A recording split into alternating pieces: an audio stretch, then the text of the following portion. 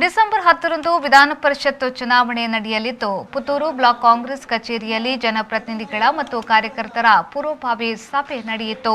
ಸಭೆಯನ್ನ ಉದ್ದೇಶಿಸಿ ಮಾತನಾಡಿದ ವಿಧಾನ ಪರಿಷತ್ ಅಭ್ಯರ್ಥಿ ಮಂಜುನಾಥ್ ಭಂಡಾರಿ ಅವರು ಡಿಸೆಂಬರ್ 10ರಂದು ನಡೆಯುವ ಚುನಾವಣೆಗೆ ಕಾರ್ಯಕರ್ತರು ಮತ್ತು ಜನಪ್ರತಿನಿಧಿಗಳ ಸಹಕಾರ ಅಗತ್ಯ ಎಂದು ಹೇಳಿದರು. ಇವತ್ತಿನ ಈ ಚುನಾವಣೆ ಯಾರು ಮಂಜುನಾಥ್ ಭಂಡಾರಿ ಚುನಾವಣೆ ಅಂತ ತಿಳ್ಕೊಳ್ಬೇಡಿ.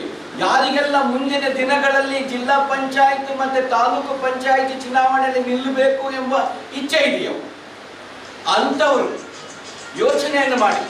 ನಿಮಗೇನಾದ್ರೂ ನಾವು ಚುನಾವಣೆ ನಿಲ್ಲಬೇಕು ಅಂತ ಹೇಳಿದ್ರೆ ನಿಮ್ಮ ಕ್ಷೇತ್ರಗಳಲ್ಲಿ ಒಂದು ಬೀಜವನ್ನು ಬಿತ್ತಿ ನೀವೇನೊಂದು 3-4 ತಿಂಗಳು ಅದಕ್ಕೆ ನೀರು ಹಾಕಿದ್ರೆ ಅದು ಸ್ವಲ್ಪ ಚಿಗುರು ಹೊಡಿತದೆ. ಆವಾಗ ಆ ಚುನಾವಣೆ ಬರ್ತದೆ. ನಿಮಗೆ ಇನ್ನು 1.5 ವರ್ಷ 2 ವರ್ಷದಲ್ಲಿ ವಿಧಾನಸಭೆ ಚುನಾವಣೆ ಬರ್ಬೋದು. ಇನ್ನು ನಿಮಗೆ 2-3 ವರ್ಷದಲ್ಲಿ ನಮ್ಮ ಲೋಕಸಭೆ ಚುನಾವಣೆ ಬರ್ಬೋದು. ಅಭ್ಯರ್ಥಿ ಯಾರು ಬೇಕಾದ್ರೆ ಆಗಲಿ. ಈಗ ನಾನು ಇಷ್ಟೆಲ್ಲ ಕೆಲಸವನ್ನು ಮಾಡಬೇಕಾದ್ರ ನಾನು ಸುಮಾರು 3-4 ತಿಂಗಳಿಂದ ಸುಮಾರು ನನ್ನ ಕೆಲಸವನ್ನು ಮಾಡ್ಬೇಕಾದ್ರೆ ಎಲ್ಲರೂ ಹೇಳ್ತಾ ಇದ್ರು, ನಿನಗೆ ಟಿಕೆಟ್ ಸಿಕ್ಕಿದ್ಯಾ, ನೀನ್ಯಾಕೆ ಇಷ್ಟೆಲ್ಲ ಕೆಲಸ ಮಾಡ್ತಾ ಇದೆಯಾ ಅಂತ ಹೇಳಿ. ಬಹುಶಃ ಶಕೋಕನವ್ರು ಎನಿಸಿರ್ಬೋದು, ಯಾಕೆ ಇವರೆಲ್ಲ ಇಷ್ಟು ಕೆಲಸ ಮಾಡ್ತಾ ಇದ್ದಾರೆ, ಇವ್ರಿಗೆ ಏನಾದ್ರು ಟಿಕೆಟ್ ಸಿಕ್ಕಿದ್ಯಾ ಅಂತ ಹೇಳ್ಬಿಟ್ಟು. ಅನಂತರ ಮಾಜಿ ಶಾಸಕಿ ಶಕುಂತಲಾ ಶೆಟ್ಟಿ ಅವರು ಮಾತನಾಡಿ ಸರಳ ಸಾಮಾನ್ಯ ವ್ಯಕ್ತಿಯನ್ನ ಈ ಬಾರಿಯ ವಿಧಾನ ಪರಿಷತ್ ಚುನಾವಣೆಗೆ ಅಭ್ಯರ್ಥಿಯನ್ನಾಗಿ ಆಯ್ಕೆ ಮಾಡಿದ್ದಾರೆ. ಅಭಿವೃದ್ಧಿ ಕಾರ್ಯಗಳನ್ನ ಮಾಡಲು ಮಂಜುನಾಥ್ ಭಂಡಾರಿ ಅವರಂತಹ ವ್ಯಕ್ತಿ ನಮಗೆ ಬೇಕಾಗಿದೆ. ಅವರ ಗೆಲುವಿಗೆ ನಾವೆಲ್ಲರೂ ಶ್ರಮಿಸೋಣ ಎಂದು ಹೇಳಿದ್ರು.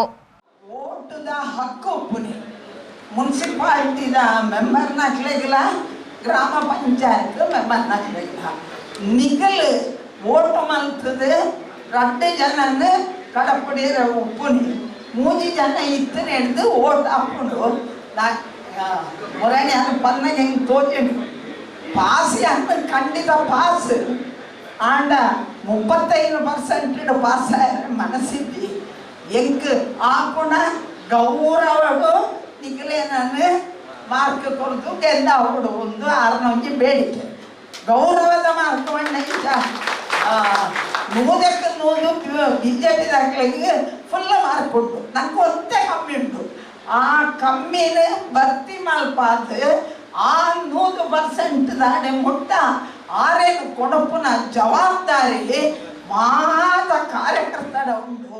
ಈ ಸಂದರ್ಭದಲ್ಲಿ ಕಾಂಗ್ರೆಸ್ ಜಿಲ್ಲಾಧ್ಯಕ್ಷರಾದ ಹರೀಶ್ ಕುಮಾರ್, ಲಾರೆನ್ ಡಿಸೋಜಾ, ಮೊಹಮ್ಮದ್ ಅಲಿ ಮೊದಲಾದವರು ಪಾಲ್ಗೊಂಡಿದ್ದರು.